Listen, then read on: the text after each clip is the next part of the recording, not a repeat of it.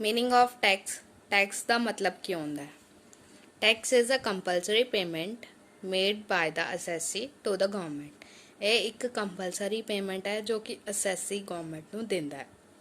Welcome to my channel Simran Multani Commerce Education. Like, share, comment, subscribe my channel and press the bell icon. Today our topic is corporate tax planning. ठीक है, corporate tax planning. Meaning of tax tax का मतलब की होंदा है। Tax is a compulsory payment made by the assessee to the government. ये एक compulsory payment है जो कि असैसी गवर्नमेंट नूं दिंदा है। ते assessee the person who is liable to pay tax. Okay, ते टैक्सेस जिहड़े हैं टू टाइप्स दे होंदे हैं, डायरैक्ट ते इनडायरैक्ट। डायरैक्ट दे विच की होंदा है, the burden of tax can not be shifted. जिहड़ा भी बर्डन है टैक्स का वो शिफ्ट नहीं किया जाता। For example income tax. ठीक है, फिर अपना आंदा है indirect tax. The burden of tax can be shifted. जिहड़ा बर्डन है टैक्स का शिफ्ट किया जाता है। For example GST। ठीक है, दैन नेक्स्ट अपना आंदा है distinguish between tax planning, tax avoidance, tax evasion. ठीक है, first of all tax planning का मीनिंग क्या होंदा है? Reduce tax liability by claiming deduction, exemption, allowance, rebate. क्या रिड्यूस करते टैक्स लायबिलिटी नूं डिडक्शन द्वारा। ठीक है, एग्जम्पशन, अलाउंस लैके। ठीक है, दैन अपना नैक्सट आंदा है टैक्स अवॉइडेंस। टैक्स अवॉइडेंस दे विच की होंदा है reduce tax liability, finding loopholes in the law. ठीक है, लोपहोल्स फाइंड करते हैं, मतलब कि जिवें क्लब कर देंगे इनकम नूं। ठीक है, वो सब उस द्वारा एक किया जाता है। ठीक है, टैक्स अवॉइडेंस। दैन नैक्सट आंदा है टैक्स इवेजन। ठीक है, tax evasion reducing tax liability इन डिसऑनेस्ट मैनर। रिड्यूस करते हैं भी टैक्स लायबिलिटी, तीनों इको ही काम करते हैं, बट यह लीगल तरीके नाल ये मतलब कि लुको के हाइड करके सम चीज़ों नूं। ठीक है, तो यह तो बिल्कुल ही डिसऑनेस्ट मैनर नाल। ठीक है, नैक्सट आता है लीगलिटी। ठीक है, जिहड़ा टैक्स प्लानिंग है वो फुली लीगल है, एथिकल है। टैक्स अवॉइडेंस है, लीगल है, but against the intention of law maker दी इंटेंशन दे अगेंस्ट आ। ठीक है, फिर अपना आंदा है टैक्स इवेजन। टैक्स इवेजन दे विच की होंदा है अनएथिकल है, इलीगल है। ठीक है, फिर नैक्सट आंदा है अपना example. Tax planning the example deduction under section 80C to 80U। ठीक है, टैक्स अवॉइडेंस दे विच एग्जाम्पल क्लबिंग ऑफ इनकम। ठीक है, tax evasion increasing expenses by showing fake bills. ठीक है, फेक बिल्स शो करते हैं टैक्स इवेजन दे विच। फिर एक्सैप्टेंस। ठीक है, फुली एक्सैप्टेबल है tax planning in the eyes of law. ते tax avoidance it is not accepted in the eyes of law.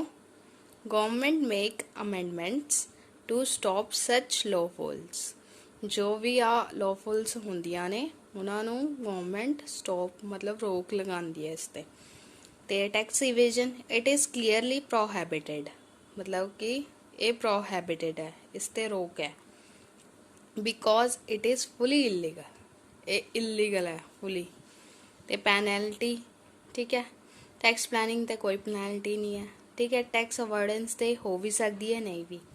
ठीक है, और टैक्स इवेजन ते भारी हैवी पेनल्टी है। ठीक है, इंप्लीकेशन दे विच टैक्स प्लानिंग जिहड़ा है lead to the development of economic दी डिवेलपमेंट नूं लीड करदा है।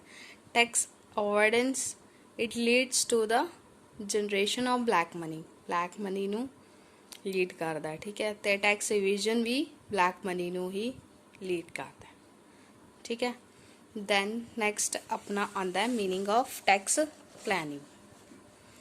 ठीक है, under income Act, there are certain sections which are allow an assessee to reduce their tax liability.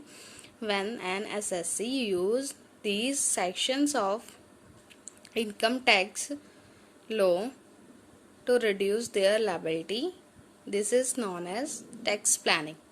मतलब कि कोई भी assessee ਜਿਹੜਾ ਹੈ, ठीक है, जो भी ਇਨਕਮ ਐਕਟ ਦੇ ਵਿੱਚ ਰੂਲਸ ਐਂਡ ਰੈਗੂਲੇਸ਼ਨਸ ਨੇ ਉਹਨੂੰ ਫੋਲੋ ਕਰਕੇ ਆਪਣੀ ਟੈਕਸ ਲਾਇਬਿਲਿਟੀ ਨੂੰ ਰਿਡਿਊਸ ਕਰਦਾ ਹੈ, ਉਹਨੂੰ ਹੀ ਆਪਾਂ ਟੈਕਸ ਪਲੈਨਿੰਗ ਕਹਿੰਦੇ ਆ, ਠੀਕ ਹੈ।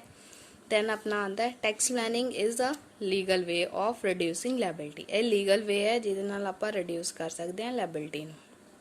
एग्जाम्पल डिडक्शन अंडर सेक्शन 80, ठीक है, by making an investment in specific business they which invest करना, जिवें गवर्नमेंट स्पैसीफाइड होना चाहिए वो चीज़, जिवें इलैक्ट्रिक बिजनेस है, इलैक्ट्रिसिटी का बिजनेस है, ठीक है, पावर जनरेट करती है, इंफ्रास्ट्रक्चर फैसिलिटी दिंदी है, ठीक है। फिर by making investment in SEZ special economic zone they which investment करके, ठीक है। फिर अपना आंदा फीचर्स दे विच की हुंदा है टैक्स प्लैनिंग दे फीचर्स की ने, reducing tax liability by claiming deduction, exemption, allowance, rebate, और एक की है लीगल है, ठीक है। दैन अपना नेक्स्ट आंदा है it is done with in the framework of law, ठीक है, फ्रेमवर्क ऑफ लॉ ਦੇ ਵਿੱਚ ਕੀਤਾ ਜਾਂਦਾ ਹੈ। It is acceptable in the eyes of law, acceptable है लॉ दी आइज़ ਦੇ ਵਿੱਚ, ठीक है। Tax planning is not done against the intention of law maker ਦੇ अगेंस्ट नहीं है, ठीक है। इट इज़ स्ट्रैसलैस डिवाइस, ठीक है, इस ਦੇ ਵਿੱਚ कोई स्ट्रैस ਲੈਣ ਦੀ जरूरत नहीं है, मतलब कि केड़ा आप चोरी की है पर रिड्यूस की है लायबिलिटी इन लीगल वे, ठीक है। Government promote tax planning, government जी है प्रमोट कर दी है टैक्स प्लैनिंग, ठीक है। दैन नैक्सट आंदा अपना objectives implications of tax planning, ठीक है। फर्स्ट पॉइंट है अपना रिडक्शन ऑफ टैक्स लायबिलिटी। असैसी जिहड़ा है असैसी नूं हैल्प मिलती है टैक्स प्लैनिंग अकॉर्डिंग, ताकि वो अपने टैक्स लायबिलिटी पे कर सके, ठीक है। तो टैक्स प्लैनिंग दे नाल असैसी जिहड़ा है सेविंग करदा, ठीक है। मिनीमाइजिंग लैटिगेशन दा मीन होंदा है कि कोर्ट कचहरी दे चक्कर कटना, ठीक है। अगर असैसी जिहड़ा है मतलब कि लॉ अकॉर्डिंग सारा कुछ करे, टैक्स प्लैनिंग अकॉर्डिंग, ठीक है, दैन उसनों कोई चैलेंज नहीं कर सकता, कोई भी अथॉरिटी उन्होंने चैलेंज नहीं कर सकती कि वो गलत है, ठीक है। दैन नैक्सट आंदा अपना healthy growth of nation. Healthy growth of nation दे विच की हुंदा है कि बिल्ड इंफ्रास्ट्रक्चर फैसिलिटी, बिल्ड करदा है इंफ्रास्ट्रक्चर फैसिलिटी नूं, setup industries in backward area, set करदा इंडस्ट्रीज बैकवर्ड एरिया, ठीक है। तो गवर्नमेंट जिहड़ी है उन्होंने पैसे या कुछ भी प्रोवाइड कर दी है जिहदे नाल अपनी नेशन की ग्रोथ होंदी है इस चीज़ नाल। दैन नैक्सट आंदा अपना हैल्प इन कैपिटल फॉर्मेशन। जिहड़ा असैसी है वो इन्वेस्ट करदा गवर्नमेंट दी सिक्योरिटीज़ दे विच, ठीक है, उन्होंने आपां कैपिटल फॉर्मेशन कहने आ। Then source of working capital विच की हुंदा है कि हरेक दिन दी जो भी है टैक्स प्लैनिंग वगैरह, ठीक है, हरेक दिन दी, ठीक है, उस अकॉर्डिंग टैक्स प्लैनिंग की जाती, ओके।